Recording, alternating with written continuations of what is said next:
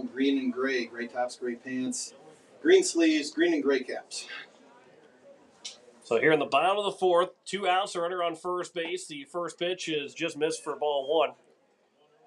And a 2-1 lead here for Roosevelt. As, again, if you now want to go check out YouTube, we do have that stream up and rolling here with 2 down the bottom of the fourth for the 1-0 pitch. At the letters, that's now 1-1 here to Dylan Hayes, the first baseman. He grounded out to the second baseman, Weavy in his first at-bat, and then he reached on an error to open up the bottom of the third. Keenels will get set from the stretch. And the 1-1 pitch. That one is taken for strike 2. And the count is now at 1-2. Also be for us to get plugged in as well so Greg can be heard on the YouTube broadcast, other than just the radio. So now we're all good here. Here's the 1-2 pitch. Keenels will step off after Roosevelt had a couple of jab steps over to his, looking to go to second base. So we'll do it again here at 1-2, and the 1-2 pitch. Runner is off. It's taken high. The throw to second is a one that bounces in front of Hansen, and Weavy backing it up, so the runner is safe at second, and the count is now even at 2 balls and 2 strikes to Dylan Hayes, the number 3 hitter in the order. 2-1 lead for Roosevelt. Here is now the 2-2 pitch. Bounces in. The count's now full at 3-2. Hayes looking to extend the lead for Roosevelt. They scored 1 in the first and 1 in the third. Had the opening run score in the top of the first inning. Now here is the 3-2 pitch. Inside corner taken for strike 3, and Hayes will go down to end the inning. No runs, 1 hit, no errors, and 1 man left on base. We have played 4 complete. Roosevelt, they have a 2-1 lead over the Pierre Governors after 4 innings. Back in a minute, you're listening to Pierre Governor Baseball on today's KCCR and today's KCCR.com. Do you need the Pierre Governor apparel for the big game? Or how about Stanley County apparel or post-state apparel? All Around Graphics in Pierre is your place to go. Not only can you get your apparel, but they also do screen printing, jerseys, awards, and trophies. And did you know they can print and customize your signs? All Around Graphics can do it all. Located at 819 North Euclid Avenue, or call 224-4677. All Around Graphics in Pierre, your one-stop shop. Agtegra in Highmore. We pride ourselves on providing our customers with reliable markets, superior services, and quality products. From corn and soybeans to spring and winter wheat, you can trust Agtegra in Highmore with all your grain handling needs. It's all about helping you achieve the best harvest possible. Call Agtegra of Highmore today at 605-846-1379. That's 605-846-1379. Top of the fifth, it is a 2-1 lead for Roosevelt. John Winkler alongside Greg Dean. Boy, there's some things that you take for granted, and me saying being alongside Greg Dean took that for granted. Never again. Jake Mayer, Matt Hansen, and Lincoln Keenels 8-9-1 to lead things off. As we had our technical difficulties, got it taken care of. Again, thanks to our general manager, Tara Steiner, for helping out to make sure that we get through those technical difficulties. Thanks to Greg for helping me be my eyes and ears for a little bit, too, as I'm trying to do a couple different things at once. Jake Mayer swings and misses as 0-1. A lot of moving pieces there, and I couldn't have done it without the help of everybody in that. Thanks to Deidre Scott, too, at the station for being able to be flexible as well as it counts now 0-2. And also thank you listening right now to sticking with us through all those technical difficulties as well. We do appreciate that you have stuck with us. As the 0-2 pitch to Mayer, he'll foul it back, and we'll do it again at 0-2. Yeah, Roosevelt with a big 6-4 victory last night over just once beaten Lincoln. Lincoln's second loss to a South Dakota team this year, and so you kind of wonder if they're, they certainly aren't showing any signs that there's any fatigue or any, that they're coming down off of that victory. They know that they have got a couple of big games tonight, like you said, against the number 3 seeded Governors right now. That one's floated into center field for a base hit just past the jumping shortstop Zeman, and Jake Mayer's got a leadoff single here to open up the top of the 5th inning. The Govs have the leadoff man on for the 3rd time here in the ball game, and that'll bring up Matt Hansen. Boy, Zeman don't have the stats on how tall he is, but he needed maybe about 2 more inches of height or of a vertical, and he's got himself that first out and a web gem. Yeah, and we're right behind home plate, and it looked like that ball was maybe tailing just away from Roosevelt just a little bit. That one's bunted right back to the mound. The throw to first is in time. Hansen gets the sacrifice bunt. Mayer moves over to second. And that tells you again how important every run is. It's a 2-1 game in the top of the 5th. Yeah, you've got 9 outs to work with, now down to 8 because of that sacrifice bunt.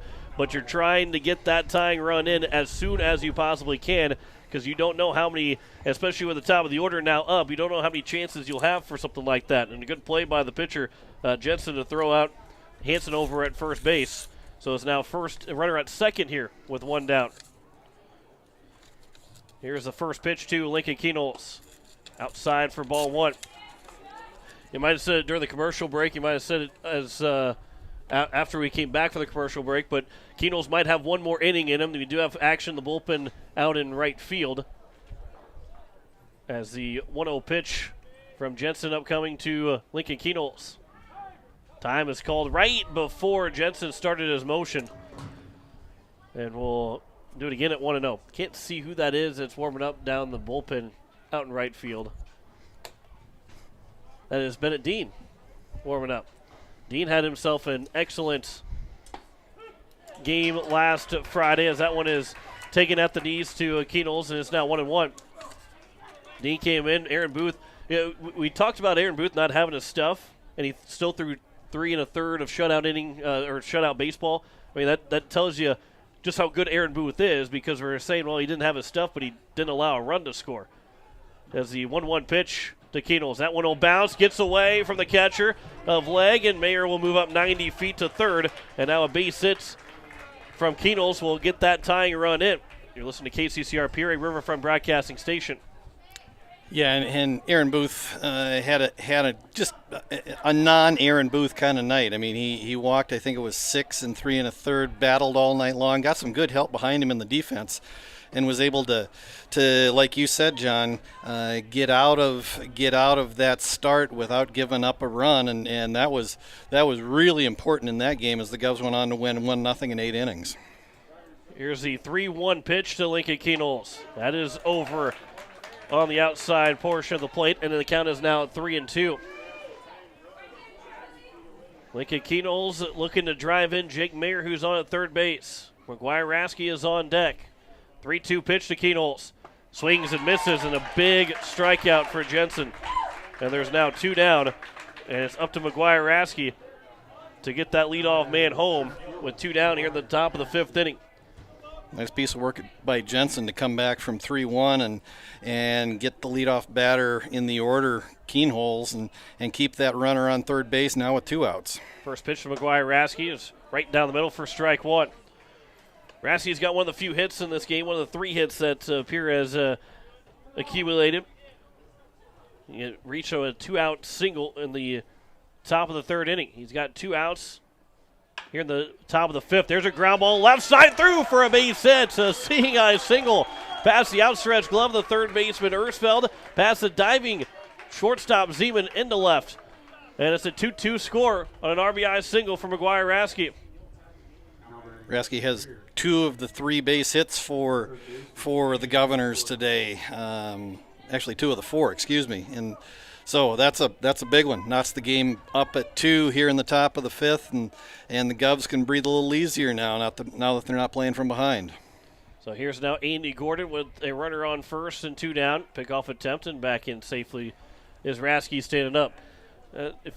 If you go to the dictionary right now and look up in baseball dictionary of a seeing eye single, you probably see that replay of that base hit, as that one's fouled straight back to the screen as 0-1 here to Andy Gordon. if that ball's an inch to the left, it's caught by the third baseman, Roosevelt, and he's able to make at least a throw to first base. If it's an inch to the right, probably don't get him, but Zeman's going to be able to make that diving stop. That's just how close that was, as Gordon will float that one out towards left center field. The center fielder and Chatwell will glide over to make the catch to retire the side here in the top of the fifth. 2 hits in the inning. 1 run scores a big run to tie it up at 2-2. No errors and 1 man left on base. After 4.5, it is now a 2-2 score between Pierre and Roosevelt.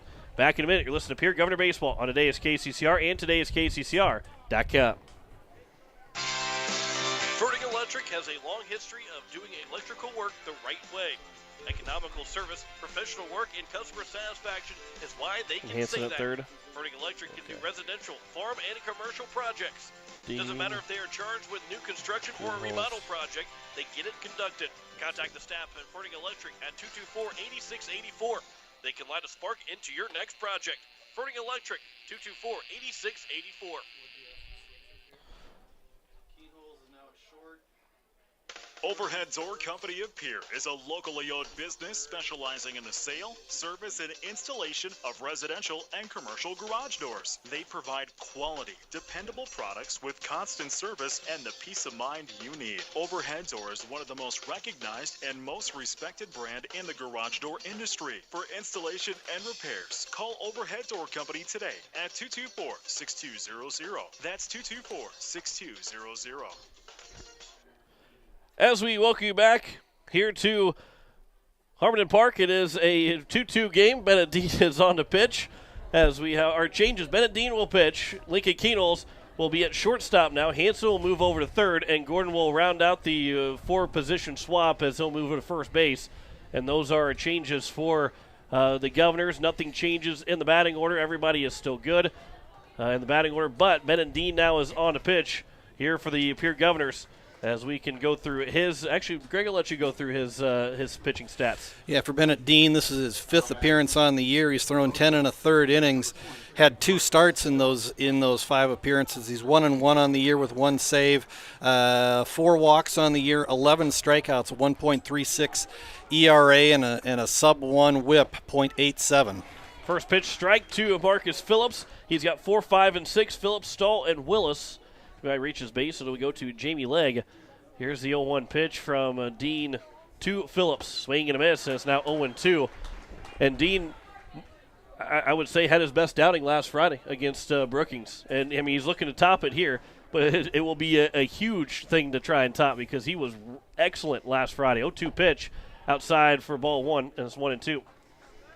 Marcus Phillips is, if that name is familiar, a member of the Sioux Falls Roosevelt state champion basketball team and a key member of the Sioux Falls Little League team from several years ago that participated in the Little League World Series. That the one that's what's on ESPN? That's the one. Wow. The big one. That's yeah. There's other World Series, everything, there's all those World Series, but the Williamsport Little League World Series is, I mean, I don't think there's any question that that's by far the best one out of all of them, as that one's fouled away, and it's still at 1-2. Yeah, first year of the Little League program here in Sioux Falls, and Phillips, along with a number of other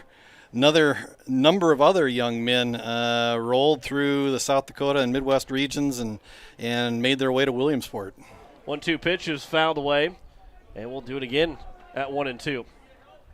Phillips just a junior at Sioux Falls Roosevelt, so unfortunately for the Governors, they got to deal with him for at least one more year, both on the basketball court and the baseball field. I'll tell you what, he's a pretty good obviously we're talking about him going to Williamsport, being in the Little League World Series, and he's 1-for-1 right now with a double or an RBI double, as that one will miss, and the count is now 2-2 here to Phillips, and we can say this about a lot of, especially in South Dakota, because all these kids play multiple sports, but he's a very, very good athlete for this Roosevelt team. 2-2 pitch. That one is lined right to center field, going back on his Rasky, still going back, and he will make the catch as he was about 10 steps shy of the wall, and a big first out, a loud first out from Marcus Phillips to open up the bottom of the 5th. It's about 390 plus to straightaway center field, and Phillips hit that one all of about 370, and luckily Rasky had him played fairly deep to start with, and again, luckily for the Govs, Rasky's got some good wheels out there and was able to track that ball down, but he was still on the run going back when he made the catch. First pitch misses to Gabe Stahl for ball one. Stahl 0 for 1, a walk and a strikeout. They just talk about Phillips being a good athlete. Well, he hit it to another good athlete out there in center field. And here's the 1-0 pitch. Here's a line shot. They'll take a one-hopper to Keenholz to the backhand. He'll double clutch with a high throw, pull Gordon off the bag, and it's going to actually get past him into the fence. And to second base will go Stahl. On the air, going to be charged to Lincoln Keenholz. And that's the second error of the ball game for the Governors. And that'll bring up Mitch Willis, the second baseman, with one down and another runner in scoring position here for Roosevelt. Yeah, ball that Keenholz had to go to his right to get and backhand. Looked like he had a little bit of trouble getting the ball out of his glove, and when he did, he tried to muscle up on the throw across the field and just sailed on him a little bit, and so Roosevelt's got a threat going here with a runner in scoring position. And that one will get away from Huska, and to the backstop it will go. Gabe Stahl will move to third base. And now 90 feet away from Roosevelt, taking the lead back here in the bottom of the fifth inning. Willis is 0 for 2. He flew out to center field. That would be good enough to get that run home, depending on how far it would be hit. And he also struck out. Infield is going to come in all the way around. Dean's going to work from the windup. Here is the 1-0 pitch. There's a big swing and a miss there from Willis. And the count is even at 1 ball and a strike. Jamie Legg is on deck. He is 2 for 2. Then it'll be Mason Riley if Roosevelt's able to get to him. Infield in all the way on the infield grass, all the way around. 1-1 pitch is fouled off of Willis, and the count is now 1-2. Dean with the changeup on that pitch just took a little something off of it, and Willis just got a piece of it out in front, and now 1-2, 1 out. Big pitch coming up here for the Governors. So now here is the 1-2 pitch from Dean to Willis. That one's fouled. That went off of Huska, and it will remain at 1-2.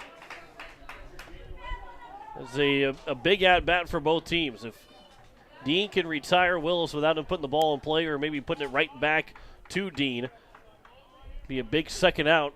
But for Roosevelt, they're trying to find that way to get that run in. There's a chopper. That's going to be fielded by Keenholz on the infield grass. The throw to first. There's 2 down, and the run cannot score because it was hit right to Keenholz. And that's a big second out that will bring up now Jamie Legg, as the catcher will try and get that run in, and Dean will try and straight him over at third base.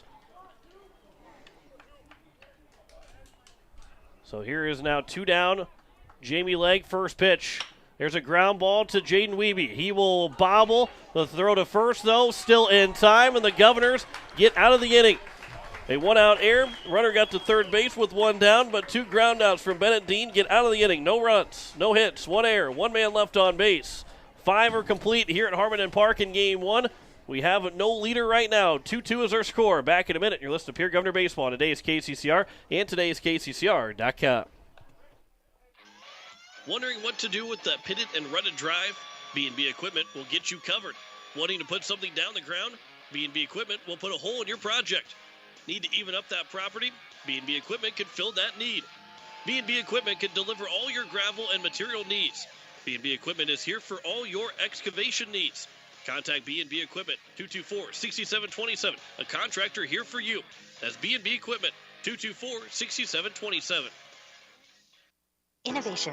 It's right here. Avera St. Mary's Hospital keeps care local for you and your family, offering comprehensive care that has earned 4 out of 5 stars by the Centers for Medicare and Medicaid Services in hospital performance and safety. Avera St. Mary's world-class care is further supported by advanced technology, 2-way video e-consults, 3D mammography, and a state-of-the-art birthing center, so you and your family don't have to go anywhere else, because innovation lives right here in Pierre. Learn more at avera.org/news. Top of the 6th inning is a 2-2 score, 4, 5, and 6 for the Governors here as they take on Roosevelt at Harmon Park. For Lincoln Keenholz, the book is closed for this Friday night.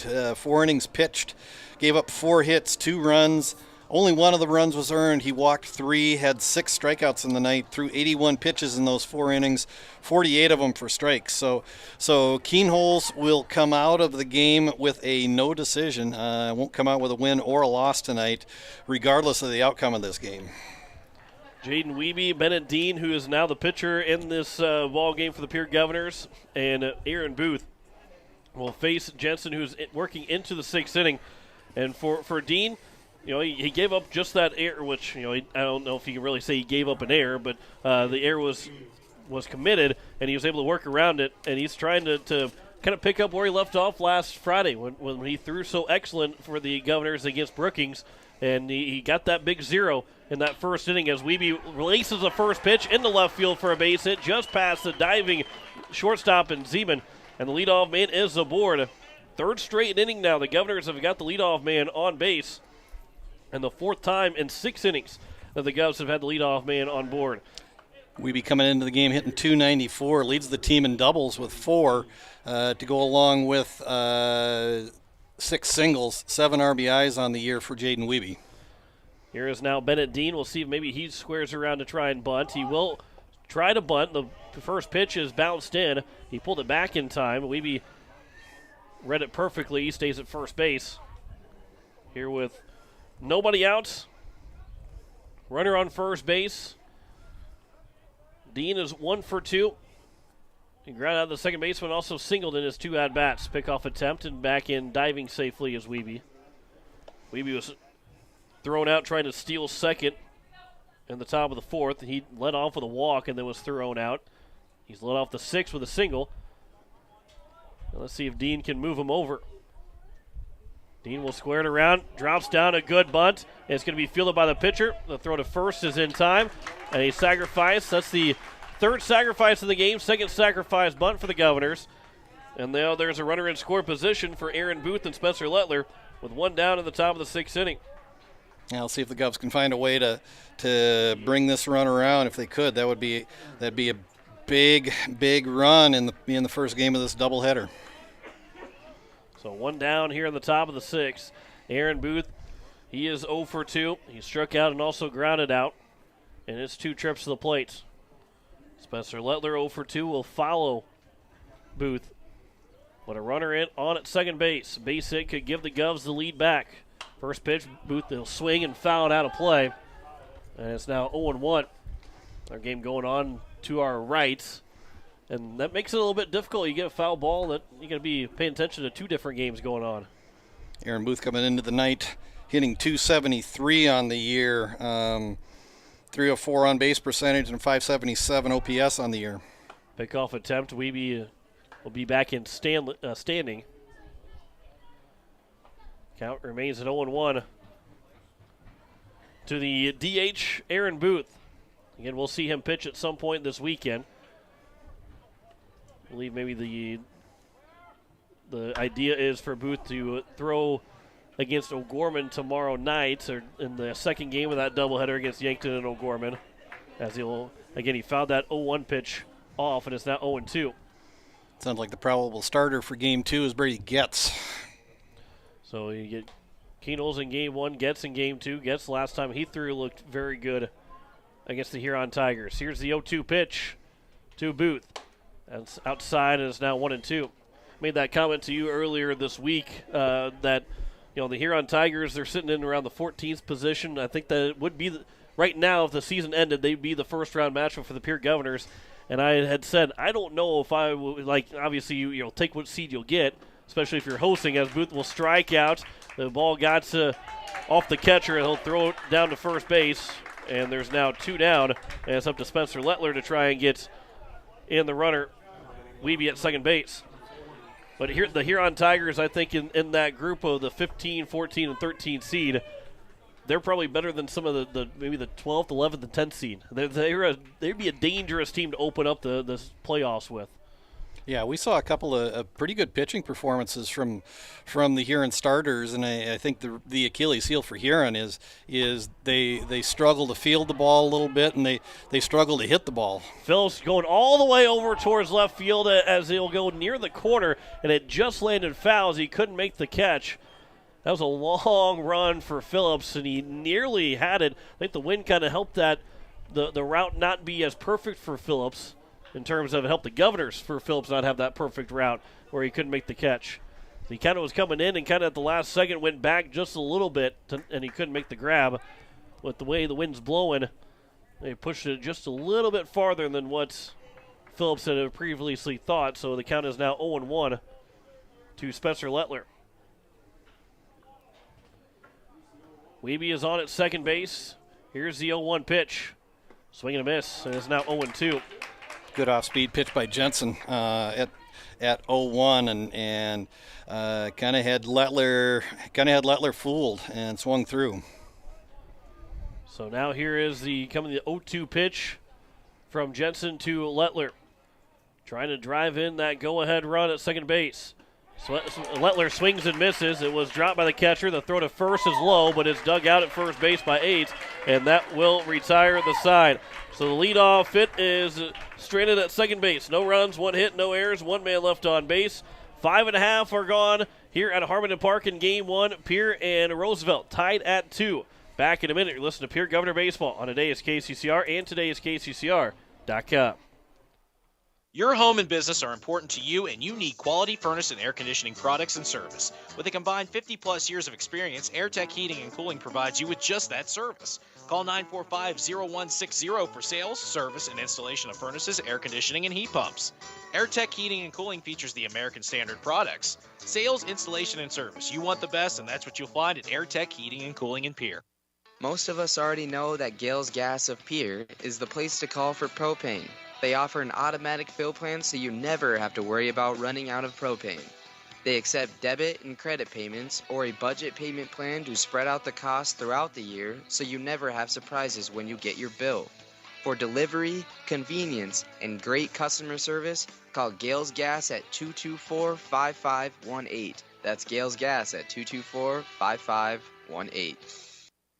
As we are back here with the bottom of the 6th inning, 2-2 is our score. Mason Riley, Michael Zeman, and Billy Chatwell for Roosevelt. 8-9-1. In a great game so far, and glad we're able to broadcast it here on YouTube at KCCR Sports. And we did have some technical difficulties. Those are resolved. We got the YouTube broadcast up. We're in a perfect spot here too. And the way the press box is here at Harmon Park, it's a perfect spot to see nearly the entire field. The very edge of the foul lines are the only things that we can't see. Everything else is looking pretty good here at Harmon Park. First pitch to Mason Riley is upstairs for ball 1. Yeah, and the field is in actually really good condition. There's a little wear and some dead grass right around the pitcher's mound and between home plate and the pitcher's mound, but the outfield looks really lush and green, and the infield is in pretty good shape. So kudos to the Sioux Falls Park and Rec crew to get the field into this kind of condition on the 30th of April. Especially with how dry everything's been, trying to just get any kind of rain. And 2-0 pitch is over for strike 1. It's now 2-1. But with Harmon Park, you don't want to have too much rain to come through here. Just a little bit. You don't want to have a whole lot go through. There's the 2-1 pitch to Riley. That one is fouled out of play, and it's now 2-2. But also glad to be on this field and not the other field, just because selfishly we got the press box. There isn't a press box in the other field, so we're happy to be spoiled up here. We're actually pretty shallow guys when I get right down to it. 2-2 pitch is grounded foul. I mean, selfish and shallow. That's fine.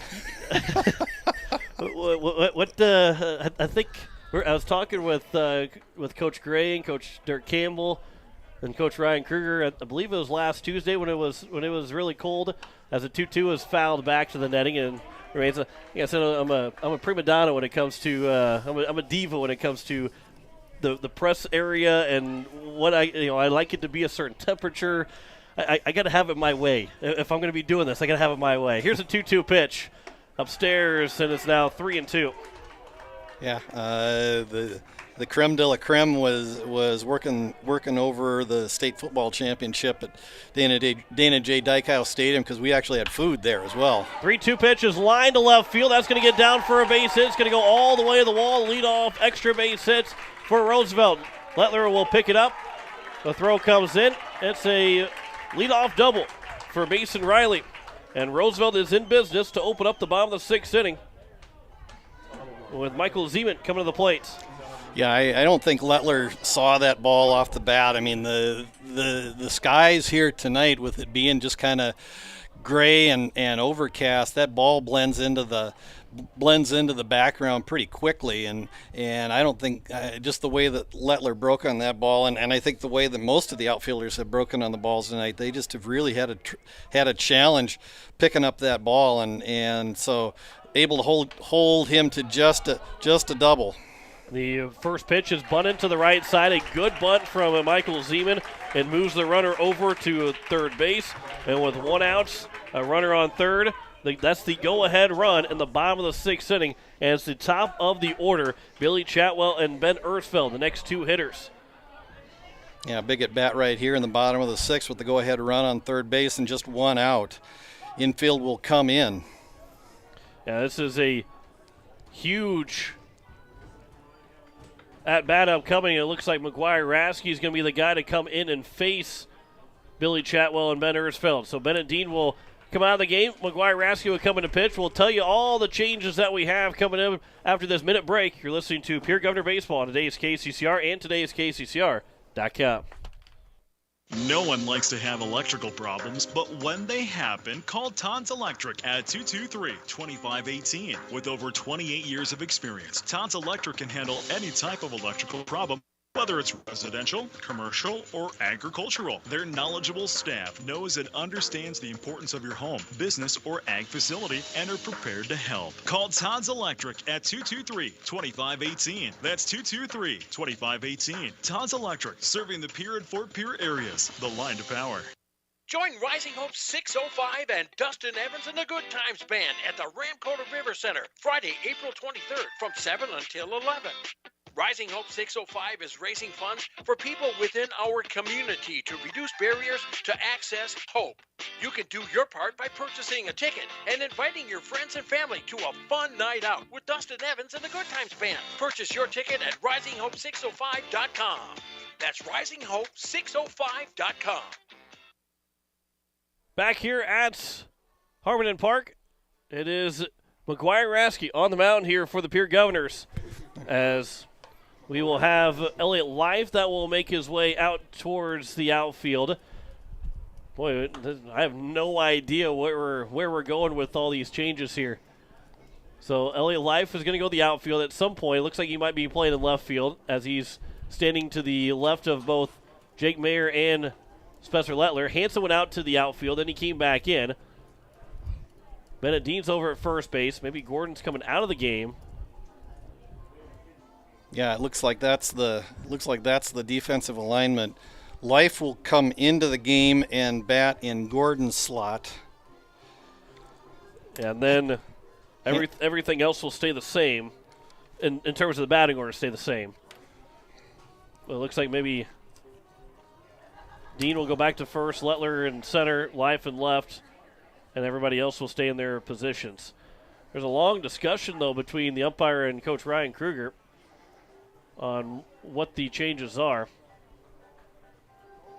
And so, I believe maybe what's going to happen is that Huska's going to come out, and then Andy Gordon's going to come in to catch. There we go. There we go. So that means Elliott Life will go in Aaron Booth's spot in the lineup, which would be in the DH spot. The DH will go away, which would then Elliott Life would be up 8th in the top of the 7th if they would get to him in the 7th inning.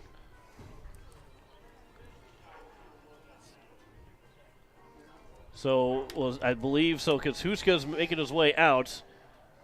I'm surprised that, unless Huska's got to take off some of his equipment to give to Gordon, why he didn't stay out there and continue to warm up Rasky unless Rasky was good and ready to go. So, yeah, a little bit of a delay as Gordon will now put the gear on to be the catcher. Fruit basket upset, I think, is one way to describe this. Fruit basket, it's... My defensive alignment sheet has lots of scribbles and scratches on it right now. That usually happens for me too. I had scratched, put Hanson out left field, so now I got to scratch him back out again. I got to scratch Gordon back out to put Hanson back at third base. Got to scratch out who's going to put Gordon at catcher. And yeah, the only two I haven't written over top of so far tonight is Jaden Wiebe at second base and Jake Mayer in right field. You're exactly right. There's a couple with 3 scratches to it, and I also got one with 4 scratches, mostly because I made the mistake and had to scratch it out. I need a dry erase board now. We made a big assumption, and our assumption turned out to be wrong, but we got it all squared away now. So here is going to be Billy Chatwell to the plate. McGuire Rasky is on the mound. The Governors have the entire infield in with 1 down here in the bottom of the 6th. This is a must guy to get out. First pitch to Chatwell. It's taken for strike 1. That's a big strike. First pitch strike for McGuire Rasky. This is just his second appearance of the season, second appearance since early last June when he went down with an injury. Didn't need Tommy John surgery. The thought was that he needed Tommy John surgery. Did not get it. Able to come back and threw the first time against Harrisburg 2 weeks ago, and now throwing for that first time since then. So the count is now 1-1 to Billy Chatwell. From the stretch, 1-1 pitch. That one's fouled back and is now 1-2. And there's a big pitch up coming for McGuire Rasky. On deck has been Ersfeld, then it'll be Dylan Aids. 1, 2, and 3 in the order right now for Roosevelt. This is where the Rough Riders are saying we have to score with our top of the order up and a runner on third base. 1-2 pitch. Curveball that does hit the zone, stays upstairs, and it's now 2-2. Yeah, and in that appearance down in Harrisburg, Rasky just threw an inning and a third, but all 4 of the outs are strikeouts. Here's the 2-2 pitch. That one's high and outside, and it's now 3-2. Again, you'll have to push the middle of the infield back if you do walk this man, but it wouldn't be the worst thing in the world if you do walk Chatwell, because then all of a sudden you're a ground ball from getting out of the inning. Here's the 3-2 pitch. Outside, and it is a 1-out walk, and Chatwell will be on with runners at the corners. And I say it's not the worst thing in the world because we saw Keenholz and Wiebe turn a 4-6-3 and a 6-4-3 double play last Friday, and they looked really good doing it. So a ground ball could get you out of the inning if it comes up the middle. Yeah, and this almost might be where the mound visit just to talk about defensive strategy, because leadoff batter Chatwell, we saw him run pretty well. He covers a lot of ground in center field. You got to figure that at some point in this at bat, he's probably off towards second. Here's the first pitch. Instead, a check over and back in safely as Chatwell. That's the good news for the Governors, is they got the lefty Rasky on the mound, so you can just step over from being on the rubber. You don't have to turn and throw. As the first pitch from Rasky is outside for ball 1. He's missed the 4 misses so far have been high and outside. The release point not quite there yet for McGuire Rasky. In the first 2 hitters that he's faced, as Ben Ersfeld is at the plate with runners at the corners and 1 down. Here's the 1-0 pitch. That one's upstairs and is now 2-0. So again, because you have so many arms, but this is game 1 of 4 this weekend, Rasky, if he doesn't throw very much, you can have him return tomorrow if you need to, but how quickly do you go out and get McGuire Rasky? Here's the 2-0 pitch. Upstairs, and it's now 3-0. I mean, you got to think about potentially going out and getting Rasky out of this game, not because you don't want him to succeed, but there's not enough time for him to kind of get back into rhythm, because the bases would be loaded if he can't get this guy. And that's the one thing. Rasky just balked, and Roosevelt's going to take the lead. And McGuire Rasky's arguing that he didn't balk, and now Dirk Campbell will come out. I saw the umpire go to his, make a gesture like he went to his mouth, and while he was still on the rubber, and I think that's the question. I mean, that's, as to whether that's actually. And I think what Rasky is saying is that he stepped off the rubber before he went to his mouth. So the umpire is definitely saying that he went to his mouth while on the rubber. But Pierre Governors are now down 3-2 with a runner on second and a 3-0 count still. And that's a big one for the Governors to give up. Well, that one stings.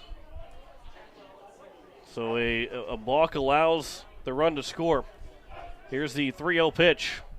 This is outside, and it's a 4-pitch walk. And it's first and second now with 1 out. And now because that run is scored, you maybe go one more hitter here for McGuire-Raskey with Dylan Aids to the plate. He's 0 for 3 so far. He reached on an error back in the bottom of the third. So here's the first pitch to Aids. That one is taken for strike 1. That one's a big strike, and maybe Raskey can now find those rhythm from that strike. Yeah, and the one thing that you just, you wonder about is the fact that Raskey just doesn't have much work on the mound. I mean, I'm sure he's thrown some bullpens, but... And a good jump to throw to third, and standing in safely is Chatwell on the steal. And it's now 1-1 as Chatwell stole that the entire way on Raskey. So it's now first and third again here for Roosevelt, and the count is 1-1. Yeah, we'll see how the Governors play this. They'll have to be back in the middle of the infield because you still have the potential of a double play to get out of the inning. They will likely bring the corners in. Hansen now a step in front of the bag at third. So now here is the 1-1 pitch. Misses upstairs, and it's now 2-1. Dean having to hold the runner on at first. So he's even with the bag. Middle infield is back about medium depth. Here's the 2-1 pitch. 2A's runner is off of the pitch. That's taken upstairs. And a fake throw, so it's now second and third with a 3-1 count to Dylan Aids. Govs have 8, 9, and 1 up in the top of the 7th. But these become even more important to keep it a 1-run deficit here for the Governors. They're able to tie it in the 5th. But it's a 3-2 lead now for Roosevelt. 3-1 pitch. Another walk by Raskey. And that's going to do it for McGuire-Raskey, I believe, with the bases now loaded as he walks the 3 guys that he faces. Potentially. We might see the Govs now go to that next guy. We will have a change on the mound. So we will step aside for a minute, come back with those changes. You're listening to Pierre Governor Baseball. Today's KCCR and today's KCCR.com. Hey, it's Julia from Milwaukee Federal Credit Union, letting you know that our recreational special is back again, with terms up to 10 years, no payments for 90 days, and rates as low as 2.4% APR. Apply online or stop in at 221 East Pleasant Drive in Pierre and let Jameson or I get you started. People helping people. Hawaii Federal Credit Union. Pierre Sports Center is your local Ranger Boat and Mercury Outboard dealer. They're a must-see for your Ranger boat needs. See their selection of Mercury outboard motors for more power. Pierre Sports Center can help you with financing and other boating needs. Need service for your boat or trailer to keep you going? Pierre Sports Center is your one-stop shop. Pierre Sports Center, Ranger Boats, and Mercury Outboard. A combination that can't be beat. Pierre Sports Center, 1440 North Garfield Avenue in Pierre. Or give them a call, 224-5546. As we welcome you back here to Harmon Park, the bottom of the 6th inning, Jaden Wiebe now on the mound with the bases loaded and 1 down. And he's got to find a way to get out of Marcus Phillips and Gabe Stahl to get out of this inning. He's got to get those 2 guys out to allow the Govs to be down just 1 going into the top of the 7th where they have 8, 9, and 1. So all the changes that we have here is going to be Elliott Life, and Dirk Campbell has just been tossed as he continued to complain about the call. And Dirk Campbell been ejected here in Game 1, and I'm not sure the ruling on ejections in high school baseball, whether Dirk's got to stay out the next game or what it might be. But as we'll go back to the defense positioning, Spencer Lettler is back in left, Raskey's back in center, Elliott Live moves from left to right, Jake Mayer comes in to play at second base. So then Hansen, Keenels, Mayer, Dean around the infield. Gordon is behind the plate, and it is Jaden Wiebe on the mound here for the Pierre Governors. Here is the first pitch to Marcus Phillips. That one misses inside for ball 1. And Coach Dirk Campbell and this umpiring crew have not been on the same plane since all the way back in the first inning. So I think the emotions were running high from the get-go on this game. For the 1-0 pitch, misses, and is now 2-0. Yeah, you're exactly right that there's 2 plays in that first inning that the coaching staff, both third base coach Ryan Kruger, first base coach Dirk Campbell, I'm sure Steve Gray didn't like it either, but didn't see him as that pitch will get away and get to the backstop, and Roosevelt will add another run as the count is now 3-0, and the Governors just can't find a way to throw strikes right now as they're in danger of walking their 4th straight man, and it's a 4-2 lead here for the Roosevelt Rough Riders with second and third.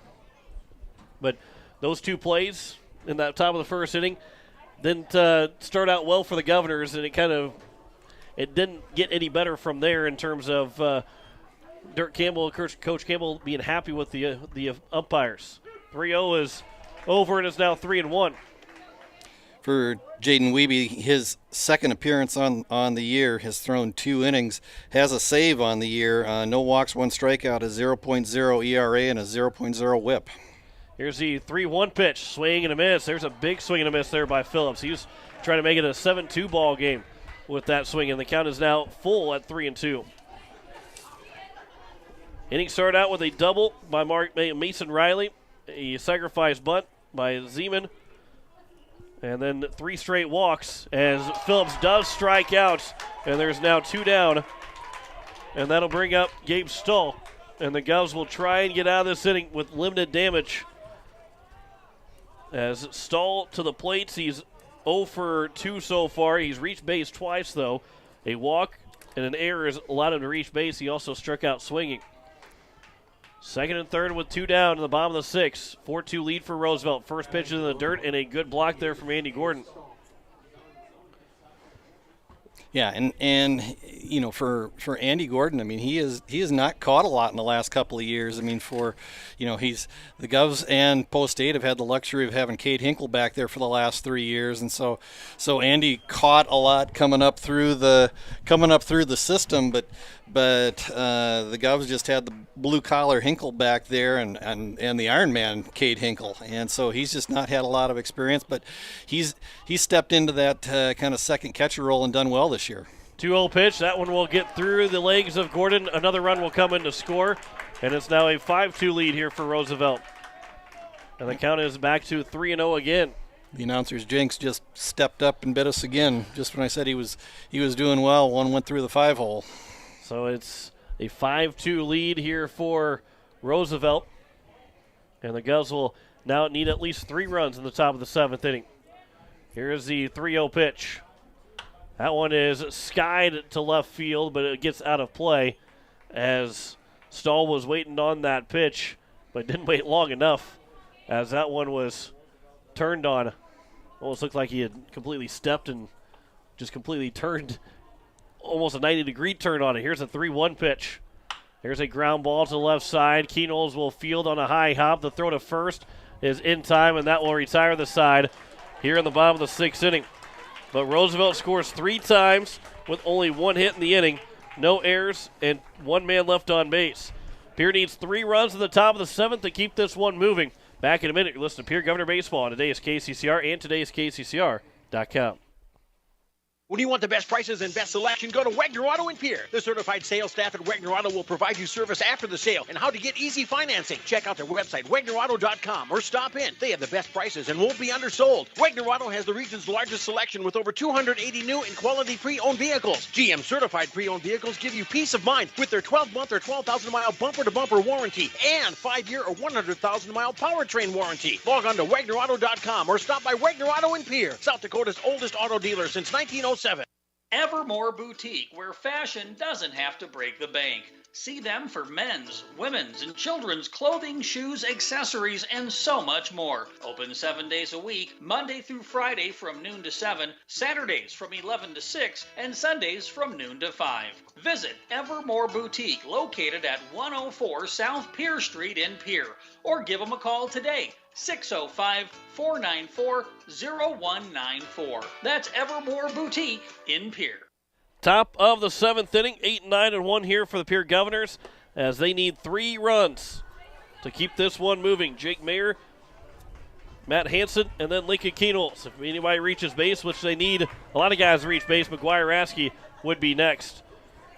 We can give you the final lines for both Bennett, Dean, and McGuire Rasky following the end of the 6th inning. For Dean, he pitched an inning in the 3rd, gave up 1 hit, 1 run. It was an earned run, no walks, no strikeouts. Only 25 pitches in that inning in the 3rd, so Dean would be available tomorrow if needed. Rasky, unfortunately, unable to retire a batter. No hits. Allowed 2 runs, but 3 walks and no strikeouts for Rasky on 15 pitches, but just 3 of them for strikes as he faced just 3 batters. First pitch to Jake Mayer is taken on the outside edge for strike 1. The 0-1 pitch to Mayer from Jensen, trying to go a complete game here for Roosevelt. It's taken for ball 1, and it's now 1-1. So Rasky and Dean are both eligible to pitch tomorrow. And for McGuire Rasky, I know that's going to be one that he's going to be looking to have back and hope to have back quickly, as Mayer fouled that pitch at the plate, and it's now 1-2. Yeah, and I think right now, with McGuire Rasky, it's as much about just rust and needing some work, and might be just a time to bring him back in some kind of a low leverage situation, something that just and you hate to call it mop-up duty, but just an opportunity to come in and where there isn't a runner on base or a lot of pressure, and see if he can just kind of get his legs underneath him. 2-2 pitch misses outside and low, and the count is now full to Jake Mayer. And again, the Govs have got to find ways to get anybody on base. Doesn't matter how you get them on base. 3-2 pitch. Mayer will foul it away. Good job to fight that one off. And we will do it again with a full count. Govs have shown themselves to be resilient so far this year. They've had a couple of come-from-behind wins and those 2 big wins against Brookings last Friday night. So 3-2 pitch is grounded to the right side, fielded by the second baseman Willis. The throw to first retires the leadoff man here to open up the top of the 7th. And that'll bring up Matt Hansen with 1 down here in the 7th. Govs are down to the final 2 outs here in game number 1. If the Govs don't win this first game, that second game becomes all important to get that win. You don't want to leave here with being swept by Roosevelt. At the worst, you're hoping to come in here and take it 3 of 4 in these 4 games. As the first pitch is high or low for ball 1, the 1-0 pitch will bounce off the plate, and it's now 2-0. But if you can't get that first win, then all of a sudden the rest of this weekend becomes almost must win, because you want to keep that spot in the top 4. You don't want to fall back out of that top 4 spot. As the 2-0 pitch, that one is flown out to right field, and the right fielder and Riley will make the catch, and they're now 2 down here in the top of the 7th, and the Govs need a big rally as Lincoln Keenels will come to the plate. He is 0 for 3, reached on air in the top of the 1st, and struck out swinging back in the 3rd and 5th inning. A couple of quick score updates from around the state. Sioux Falls Lincoln leads Sioux Falls O'Gorman 8-0 in the bottom of the 2nd, and in the top of the 7th, Harrisburg leads Yankton 5-1. Here's the first pitch to Lincoln Keenels. Right down the middle for strike 1.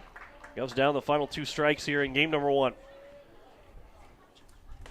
We'll see Yankton tomorrow. We'll see O'Gorman tomorrow evening as well. The 0-1 pitch, they swing and a miss, and it's now 0-2, and the Govs are down to their final strike here in game number 1. So Charlie Jensen looking for a complete game here for Roosevelt. The 0-2 pitch. That one is taken for strike 3, and that will end the ball game. So the Govs fall in game number 1 by a final of 5-2. We will step aside for 2 minutes, come back to wrap up game 1. You're listening to Pierre Governor Baseball, today's KCCR and today's KCCR.com. Insurance. We all need it to protect our homes, health, businesses, and belongings. But having adequate coverage is just the beginning. You also need the support of professionals who stand by your side to protect what's important to you. Fisher Rounds & Associates combines the coverage you want with the commitment you need. Fisher Rounds & Associates, at your service, at your side, with offices in Pierre, Mitchell, Watertown, Sioux Falls, and Rapid City. Bank West Insurance has the expertise and resources to deliver personalized service and customized solutions. As an independent agency, we shop dozens of companies to get you the best coverage at the best price. As your trusted choice for insurance coverage, we promise to go the extra mile so you can rest assured your loved ones and your assets are protected. Contact your local agent to put Bank West Insurance to work for you. Not a deposit, not FDIC insured, not insured by any federal agency, not guaranteed by any bank, may go down in value, equal opportunity provider. At Black Hills Federal Credit Union, our top priority is providing value to our members. Since 1941, we have helped our neighbors buy homes and vehicles, finance their farms and ranches, insure their assets, and retire comfortably. From Custer to Sioux Falls, we live and work in our communities, and we treat our members like family. Visit bhfcu.com to learn more about how you can join. BHFCU is member-owned, not-for-profit, and federally insured by NCUA.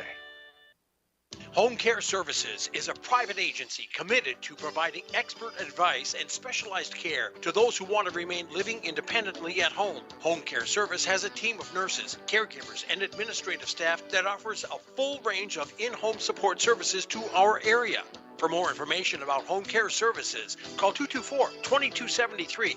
Expert advice, professional care. Home Care Services, 224-2273.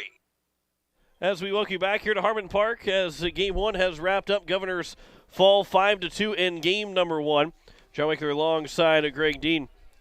As the Govs, they fall 5-2. They had 2 runs, 5 hits, 2 errors, and 4 men left on base.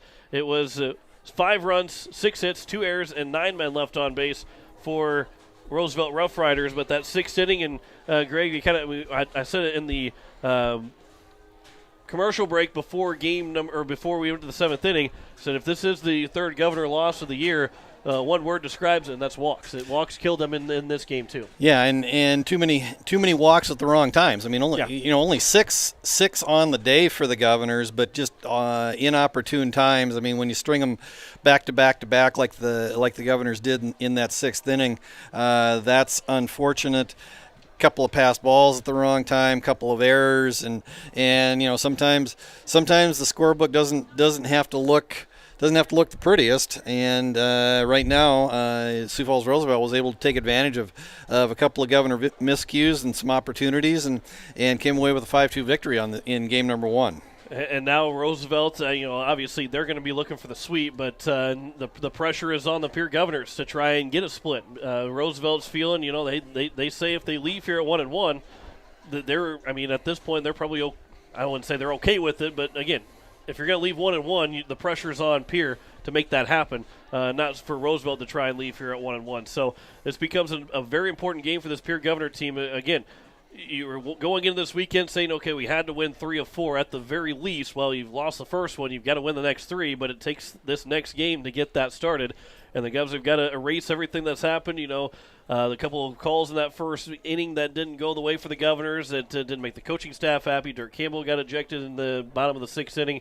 You've got to be able to get rid of all that and refocus, reset, because if that carries over into game 2, Roosevelt's leaving with a sweep. Yeah, and the best thing to do, and I'll go back to the old line of you can't look back. That's why cars are made with a windshield that's 20 times larger than the rearview mirror. So you just got to look forward. You got to give up on what happened and put it behind you, and just see if you can come out of here with a split. And with Brady Getz likely the starter in game number 2, I think the Governors feel pretty comfortable handing him the ball in a high leverage situation, in a situation where he just needs to go out and just throw strikes, and the Governors need to put a little more offense together. They've struggled a little bit at times this year. They've looked pretty good at times. They just need to be a little bit more consistent, and just 2 runs and 4 hits in that first game, albeit against a very good pitcher. Charlie Jensen really threw a gem, so a big tip of the hat to him. Complete game, 7 innings, only 89 pitches in those 7 innings for Charlie Jensen. 4 hits, 2 runs, only one of them earned, just the 1 walk and the 8 strikeouts for Jensen. For the Governors, Bennett Dean will take the loss.